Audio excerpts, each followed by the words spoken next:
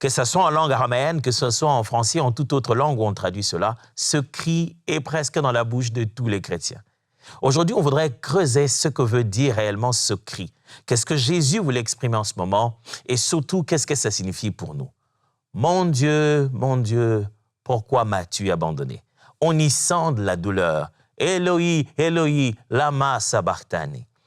Ce cri de Jésus-Christ est d'une pédagogie très profonde. Ça nous enseigne tellement de choses et ça nous rappelle tellement de choses qui sont arrivées pour notre salut. Alors, let's teach. Grandissons ensemble.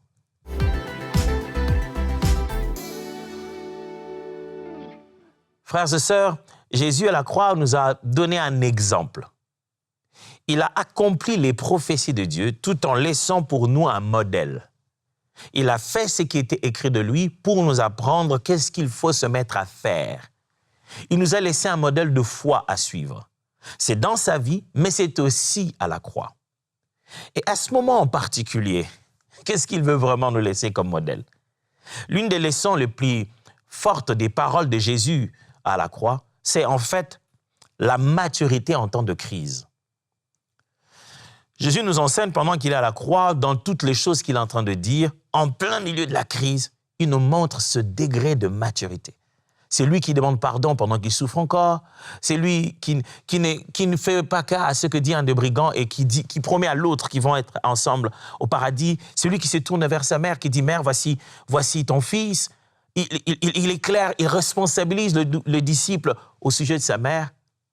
Mais dans cette phrase, c'est à peine qu'on voit de la maturité. On a presque l'impression que Jésus manque de tenue. C'est comme s'il aurait craqué. J'ai bien dit, il l'aurait. Mais bien sûr que non. On l'entend crier, il pousse un cri. Oh, lui qui était serein, lui qui parlait à sa mère, qui promettait aux gens d'aller au paradis avec lui, qu'est-ce qui lui arrive subitement pour qu'il pousse un cri plein de douleur? Derrière son cri, Jésus voudrait qu'on sache que nous aussi on a le droit. On a le droit de quoi? Bien sûr, on a le droit de crier comme lui. Eloi, Eloi, lama sabachthani. Lisons quelques textes de la Bible avant d'entrer en profondeur sur cette vérité. Matthieu chapitre 27, versets 45 à 46. Matthieu 27, 45 à 46. Voici ce que dit la Bible. Depuis la 6e heure jusqu'à la 9e, il y eut des ténèbres sur toute la terre. Et vers la 9e heure, Jésus s'écria d'une voix forte, « Eli, Eli, lama sabachthani » c'est-à-dire, « Mon Dieu, pourquoi m'as-tu abandonné » On est à un moment où Jésus est en train de donner sa vie. Il vient pleinement se pécher sans avoir péché. Et lorsque le comble du péché de l'humain s'accomplit sur lui, il devient complètement péché. Même la terre réagit. La Bible dit, c'est depuis la 6e heure jusqu'à la 9e heure, 3 heures à peu près, il y eut des ténèbres sur toute la terre, des ténèbres pendant 3 heures.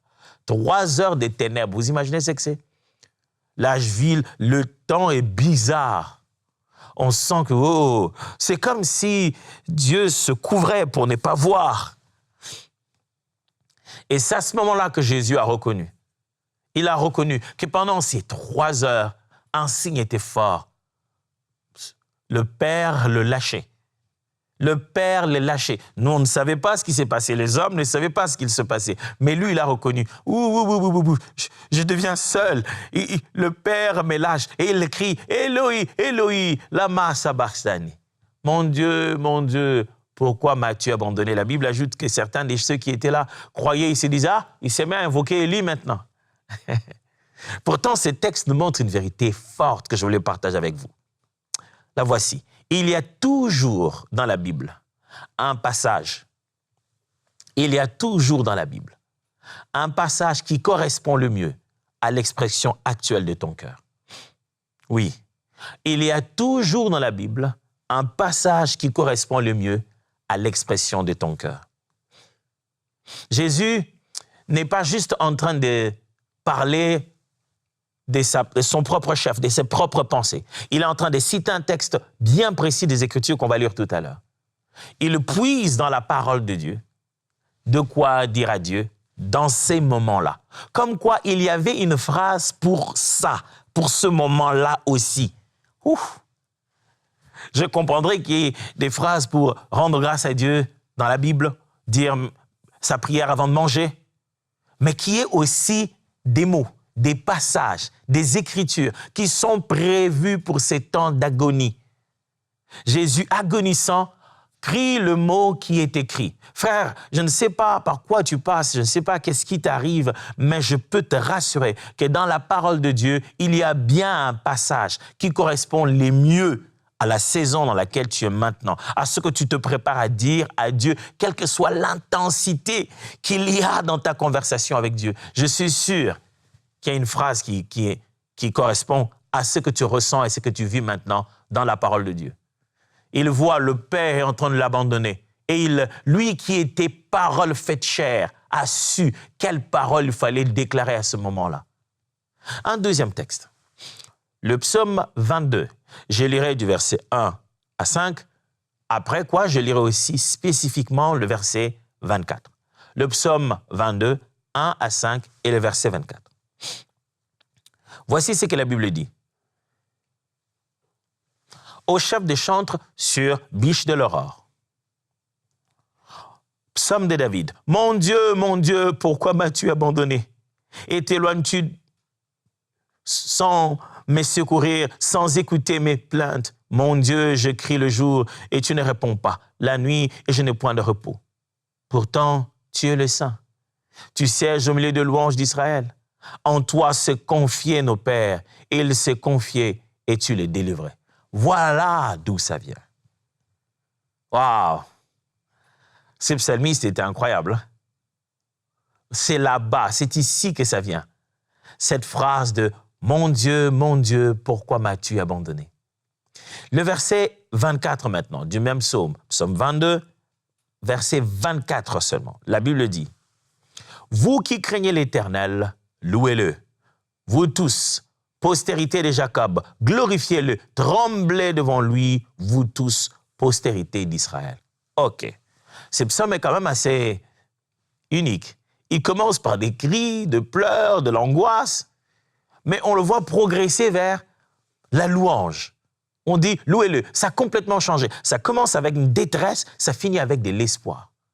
Il y a une vérité forte au travers de ce psaume. La voici. C'est que les poésies bibliques présentent un côté réaliste qui nous correspond le mieux dans la prière. Les poésies bibliques présentent toujours ce côté réaliste qui nous correspond le mieux dans la prière. Des fois, quand on veut prier, ce n'est pas dans les épîtres ni dans les évangiles qu'on trouve la meilleure expression. Même Christ lui-même l'a fait. On puise dans les poésies bibliques. Quand je parle de poésie biblique, je parle des psaumes. Je parle bien sûr même des proverbes. Je parle d'Ecclésiaste. Je parle des lamentations de foi. Vous trouvez des poésies et des prophéties poétiques. Ces formes d'écriture dans la Bible laissent tellement s'exprimer l'âme humaine. L'âme parle tellement à Dieu qu'on a envie de dire « Ah ouais, c'est ce que je voulais dire aussi ». Jésus cite un psaume qui progresse de l'invocation, du cri de détresse, vers l'espérance, l'espoir, la louange en Dieu. Ça marche, ça évolue, c'est évolutif. Un troisième texte, c'est celui de 2 Corinthiens, chapitre 5 au verset 21. 2 Corinthiens, chapitre 5, verset 21. Souvenons-nous très bien, nous sommes en train de parler de cette phrase « Mon Dieu, pourquoi m'as-tu abandonné ?» 2 Corinthiens 5, 21. Il est écrit « Celui qui n'a point connu le péché, il l'a fait devenir péché pour nous, afin que nous devenions en lui justice de Dieu. » Celui qui n'a pas connu de péché, Dieu l'a fait devenir péché, afin que nous ayons, par lui, nous devenions justice de Dieu. Ce texte de Paul est fort. Ça nous montre comment Christ n'est pas pécheur. Ah non, pas du tout. Mais le fait que les hommes ont commis le péché sur lui c'est passé dans un processus divin qui fait que Jésus porte le péché. Pourquoi? Regardez ça. Et ça, je me reviens que vous puissiez le retenir. C'est que Dieu a toujours voulu punir les péchés tout en sauvant le pécheur. Et Jésus en était le seul moyen. Cette affirmation est très forte, j'aimerais que vous puissiez la retenir. Dieu a toujours voulu punir les péchés tout en sauvant les pécheurs. Et Jésus en était le seul moyen. Dieu ne veut pas, il ne veut pas détruire l'homme. Il veut détruire cette gangrène qui s'appelle péché. C'est ça que lui, il veut détruire. Et le seul moyen de le faire, il fallait que ça soit porté par quelqu'un qui n'a pas péché. De sorte que Dieu vise très bien le péché. Il soit capable de cogner très bien le péché. Bam! Mais Jésus devait porter le péché, devenir péché, pour que le châtiment, cette attaque que Dieu voulait faire sur le péché, boum, tombe sur lui. Dieu a toujours voulu punir le péché tout en sauvant le pécheur. Et Jésus en était le seul moyen. Il y a un but ultime qui a conduit celui qui n'était pas pécheur à devenir péché. C'est pour prendre notre place, car Dieu a toujours, je l'ai dit, cherché à punir le péché et non pas le pécheur. Pourquoi Jésus, qui n'était pas pécheur, a accepté de devenir péché? C'est parce qu'en lui, en portant, le seul était capable de porter cette substance-là et d'aller la clouer à la croix et de subir la colère de Dieu. Mon Dieu, pourquoi m'as-tu abandonné? Cette phrase est remplie de tristesse. Je sais que beaucoup d'entre nous, quand ils citent cette phrase, c'est souvent dans les moments durs où on sent qu'on a beaucoup prié, on a beaucoup demandé, mais il n'y a rien. Et on a l'impression que Dieu s'éloigne de nous, bien qu'il s'était seulement. Et on le cherche, on veut un signe.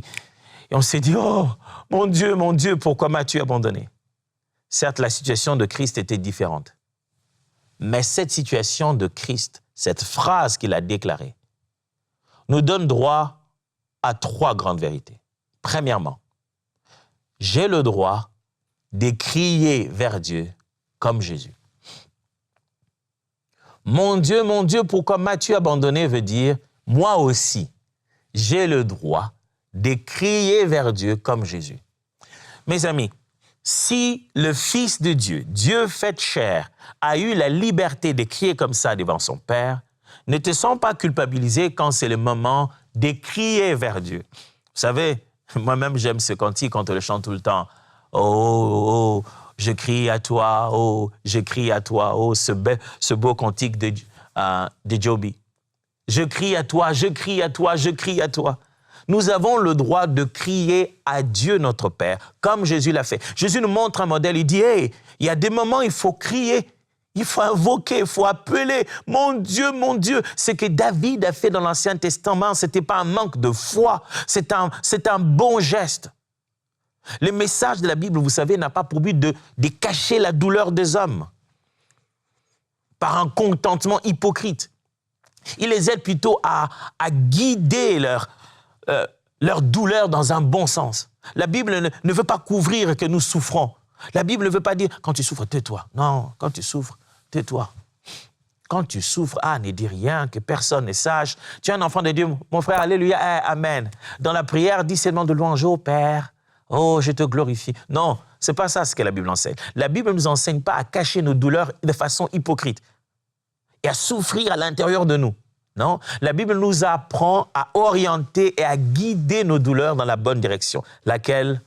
Vers notre Dieu, notre Père. En toutes circonstances, faites des prières. Ne vous inquiétez de rien en toutes circonstances. Faites des prières, des supplications. Prends tes douleurs, ne les dirige pas vers tes inquiétudes, dirige-les vers ton Père. Jésus prie par un psaume. Pas n'importe lequel, le psaume de David, en des temps comme ça où il se sent abandonné. Quand tu n'as plus de mots, il faut que tu saches ça. Quand tu n'as plus de mots, la parole de Dieu te prêtera toujours une voix. Quand tu ne sais plus quoi dire à Dieu, parce que tellement tu souffres, tellement tu te sens abandonné, sache que la Bible, la parole de Dieu, te prêtera toujours une voix. Tu peux avoir la voix de Anne dans ses douleurs, ou celle d'Élisabeth le jour de sa joie quand elle est visitée par Dieu, elle qui n'enfantait pas. Ou tu peux avoir la voix de Salomon pendant ses réflexions et sa prière bien réfléchie.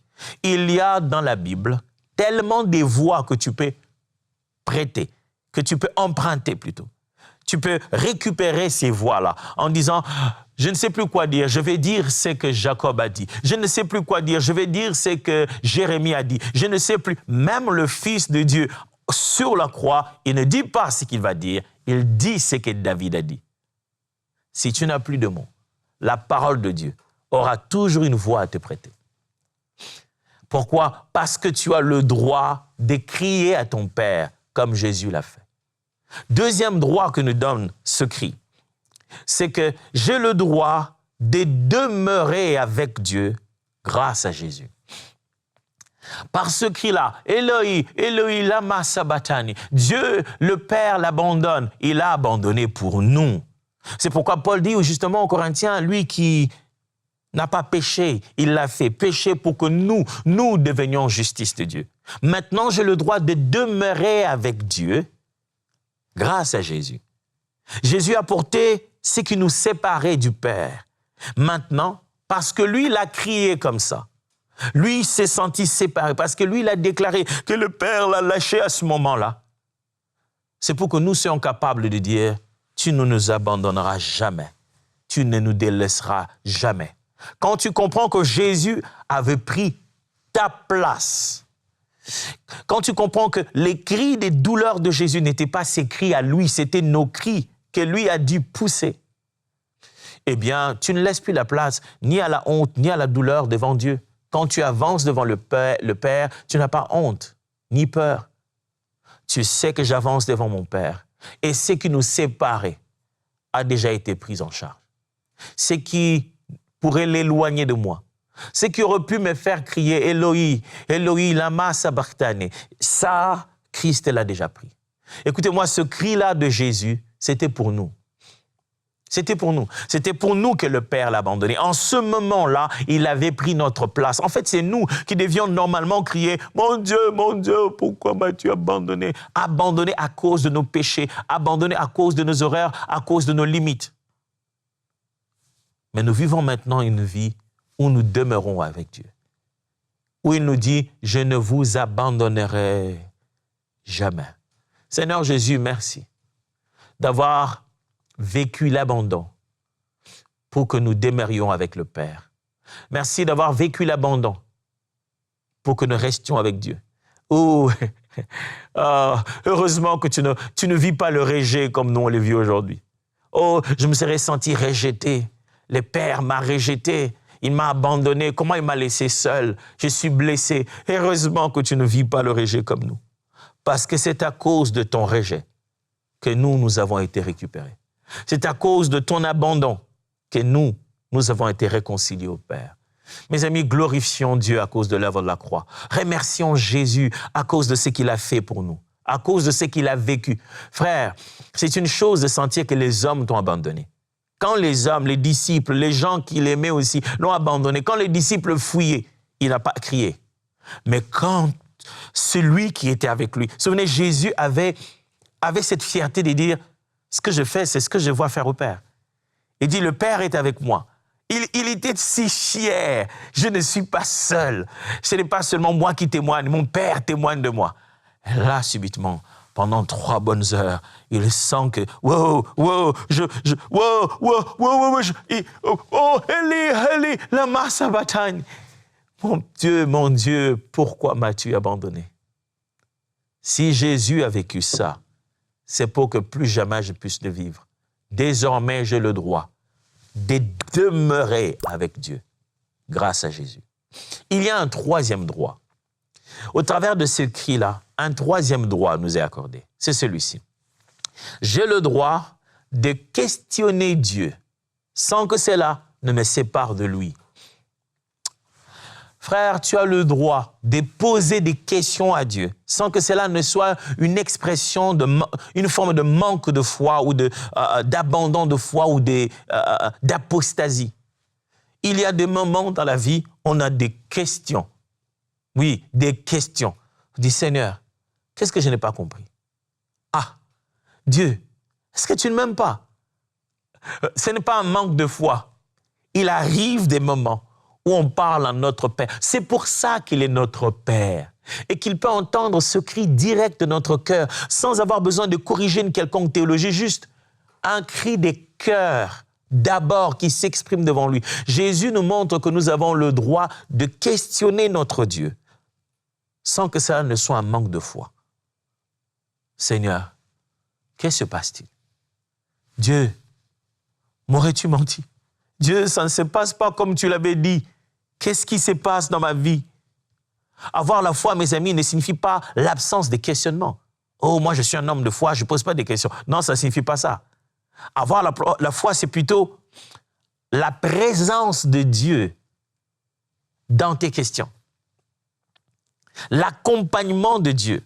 C'est ça qui fait la différence dans tes questions. Je ne pose pas juste des questions à l'univers, à la nature.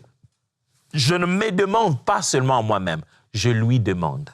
Il est là. Ce n'est pas un questionnement philosophique. C'est questionner quelqu'un. C'est une question, un questionnement dans l'interaction, dans une relation. Tu as le droit, mon frère. Tu as le droit, ma sœur. Ne t'en vas pas craquer dans un endroit où tu t'es dit, mais qui va m'écouter? Plus personne. Vous savez, souvent quand les chrétiens passent pendant un moment de dépression, l'une des raisons pour lesquelles ils n'arrivent pas à prier, c'est parce que leur théologie est souvent faussée sur la prière. Ils pensent que Dieu attend que nous ayons tout en place, que nous ayons tout préparé, nous venons dans les normes. Seigneur mon Dieu, avec foi, sans jamais douter. Moi, je ne peux pas pleurer, je ne peux pas souffrir et commencer à questionner. Je suis un chrétien, un esprit très élevé. Non, ce n'est pas ça. Il y a des épisodes de la vie où un homme de foi, déterminé à vivre la volonté de Dieu, ressent ce moment et se met à poser des questions. Ce n'est pas un manque de foi, c'est plutôt l'aube d'une nouvelle dimension de la révélation de Dieu. Oui, ce type de questions le pose souvent quand Dieu est sur le point d'être défini différemment dans nos vies. Parce que tout ce qu'on a cru comprendre, on a cru saisir de lui, c'est comme si c'est remis en question. Dieu nous fait tout le temps ça. On arrive à un moment où on dit « Ah, je comprends vraiment le Seigneur » et puis tu vas dans ta compréhension et puis poup, tu heurtes un mur. On dit « Mais Dieu, qu'est-ce qui se passe ?» Moi, je croyais que tu es comme ça et c'est là que tu te rends compte « Oh, il est bien au-delà de ce que je pense. Je ne peux pas le maîtriser. » Dieu ne rejette pas un cœur qui est vrai, qui s'exprime devant lui en temps de confusion et de douleur. Tes questions n'auront pas toujours de réponse, c'est sûr, mais les poser remplit déjà, accomplit déjà les Écritures. Les questions que tu poses à Dieu, ça n'aura pas toujours de réponse. Des fois, il faut que toi-même tu les entendes en fait. Oh Seigneur, qu'est-ce qui se passe dans ma vie? Tu n'auras pas toujours une voix qui dit « Mon fils ». Non. Mais c'est déjà être biblique, c'est déjà accomplir les Écritures que de simplement les poser. Comme Jésus nous en donne le modèle ici. Mon Dieu, pourquoi m'as-tu abandonné? Vous pensez que c'est parce que la réponse n'est pas connue? Ou le ciel a dit, mon fils, tu es devenu péché, c'est pour ça. Lui que le ciel répondait et disait, celui-ci est mon fils bien-aimé. Bien-aimé en qui j'ai placé toute ma confiance. Vous vous souvenez, la fois il dit, Père, glorifie ton nom. Une voix se fit entendre et dit, je l'ai glorifié, je le glorifierai encore. Là, il crie, Eloi, Eloi, lama sabachthani. Je ne sais pas s'il t'est arrivé de moments où tu cries, tu insistes, tu jeûnes, tu veilles, mais c'est comme si le ciel est silencieux. Ne pense pas que ça ne marche pas. Non, ça marche comme ça. Tu invoques, tu parles, tu questionnes. C'est légitime. Jésus nous en a donné le droit. Même si tu n'as pas encore de réponses, mais tu as déjà compris les Écritures qu'en poussant ces cris-là. Qu'est-ce qu'on a appris aujourd'hui? Au travers ce cri de Jésus, mon Dieu, pourquoi m'as-tu abandonné? Nous voyons nous être octroyés 3 types de droits. Premièrement, j'ai le droit de crier vers Dieu, comme Jésus l'a fait. Quand tu n'as plus de mots, la parole de Dieu te prêtera toujours une voix. Quand tu ne sais pas quoi dire, tu peux parler comme un personnage biblique. Répéter ce qu'il a dit.